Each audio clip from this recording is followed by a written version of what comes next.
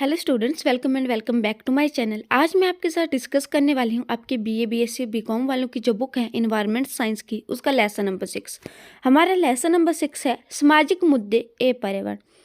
तो इस complete book के नोट्स का पीडीएफ का लिंक जो है आपको डिस्क्रिप्शन में या कमेंट सेक्शन में प्रोवाइड कर दिया जाएगा। और अगर आप मेरे नोट्स से पढ़ रहे हैं तो आपको बुक खरीदने की भी कोई ज़रूरत नहीं होगी, क्योंकि बुक में जो पेपर में प्रीवियस 5 ईयर से आता है वो सभी कंप्लीट करने की कोशिश की गई है। बात करते हैं ग्लोबल वार्मिंग की, नोट्स में कंप्लीट करने की कोशिश की गई है। बात करते हैं ग्लोबल वार्मिंग की, तो ग्लोबल वार्मिंग एक ऐसी घटना है जिसमें पृथ्वी का औसत तापमान धीरे धीरे बढ़ रहा है। पृथ्वी के तापमान में यह वृद्धि ग्रीन हाउस गैसों की मात्रा में वृद्धि के कारण होती है। ये ग्रीन हाउस गैसें कार्बन डाइऑक्साइड, मीथेन और ओजोन इत्यादि हैं। ग्रीन हाउस गैसें सूर्य से आने वाली विकिरण को रोक लेती हैं तथा उन्हें वापस वायुमंडल में जाने से रोकती हैं।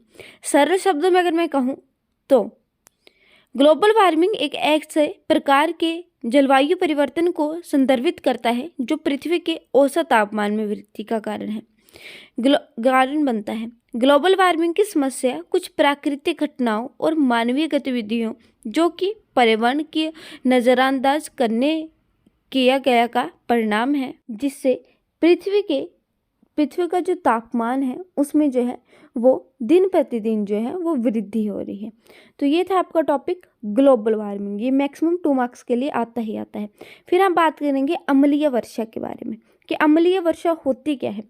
जब वर्षा के जल में अम्लों की मात्रा औसतन से ज़्यादा होती है तो उसे अम्लीय वर्षा कहते हैं। शब्द अम्लीय वर्षा रॉबर्ट ऑगस्ट ने 1872 ईस्वी में दिया था।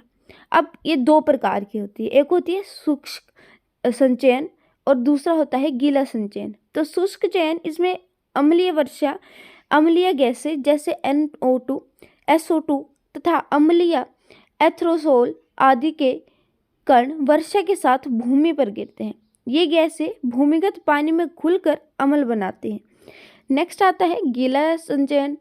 इसमें अम्ल के साथ पानी वर्षा कोहरे का बर्फ के रूप में भूमि पर गिरता है। अब इसके क्या कुप्रभाव है। इसने हमारी कई सांस्कृतिक स्मारकों जैसे कि अमेरिका की आज़ादी की मूर्ति और आगरा के ताजमहल को नुकसान पहुंचाया है।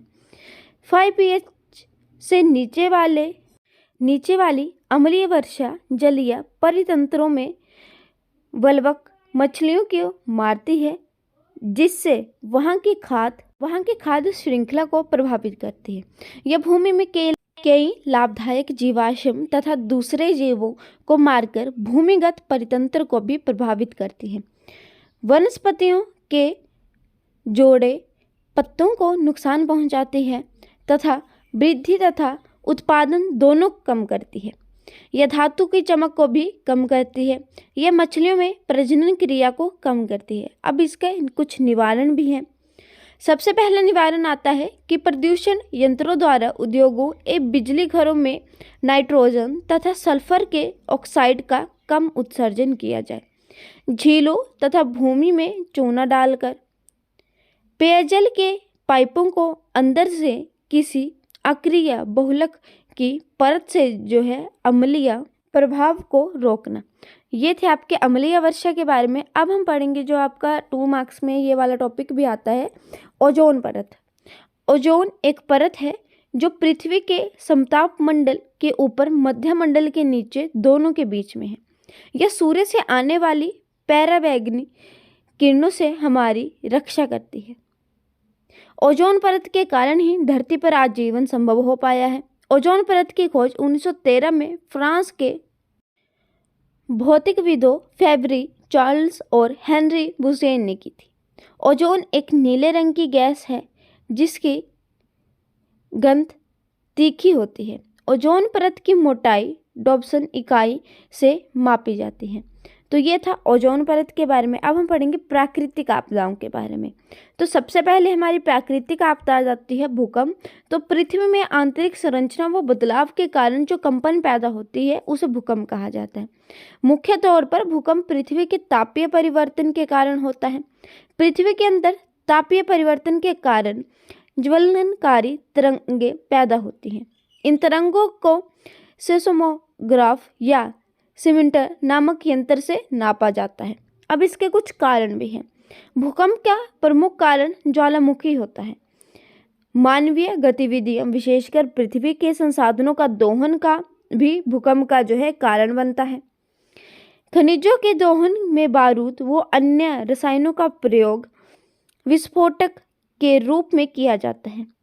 इससे भी जो है वो पृथ्वी में जो है वो कंपन की स्थिति पैदा होती है।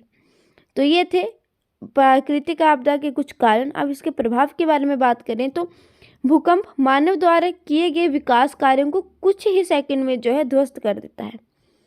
भूकंप मानव व अन्य जीव जंतुओं को भी काल के ग्रास बना देता है। नदियों वो बांध के टूट जाने पर भूकंप बाढ़ का कारण भी बन जाता है। इससे स्थिति और अधिक भयानक हो जाती है क्योंकि इससे दोहरा विनाश जो है होता है। अब भूकंप के पहले हम क्या कर सकते हैं? अध्ययन के आधार पर उन क्षेत्रों का पता लगाया जा सकता है कि कौन सा क्षेत्र भूकंप के लिए अधिक संवेदनशील है। भूकंप में सर्वाधिक नुकसान भवनों इत्यादि के गिरने से होता है। भवन निर्माण में इस प्रकार की तकनीक का विकास किया जाना चाहिए जो आपदा को सहन कर सके। जनसाधारण को इस आपदा के समय किए जाने वाले बचाव के बारे में प्रशिक्षण दिया जा सकता है। अब भूकंप के बाद हमें क्या करना चाहिए? तो भूकंप के बाद कुछ सावधानीपूर्वक कदम उठाकर इसके नुकसान को कम किया जा सकता है। जैसे सावधानीपूर्वक मलबा हटाया जाए, समाज सेवी संस्थाओं से सहयोग लिया जाए। तो ये थे भूकंप के कुछ कारण, इसके क्या प्रभाव पड़ते हैं और इसके पहले और बाद में क्या कर सकते हैं। तो ये वाला जो आपका टॉपिक है वो 2 वीडियो में आएगा। नेक्स्ट टॉपिक में हम जो है इससे आगे वाला जो पार्ट होता है जैसे सूखा, चक्रवात आदि जो है डिस्कस करेंगे। फिर आपके जो है 6 लेसन कवर हो जाएंगे और लास्ट आपका 7th लेसन होगा और उसी के साथ आपका कंप्लीट जो है बुक जो है वो कवर हो जाएगी। अगर आपके लिए मेरी वीडियो थोड़ी भी हेल्पफुल रहती है तो वीडियो को लाइक, चैनल को सब्सक्राइब और अपने फ्रेंड के साथ शेयर करना ना भूलें। Thank you.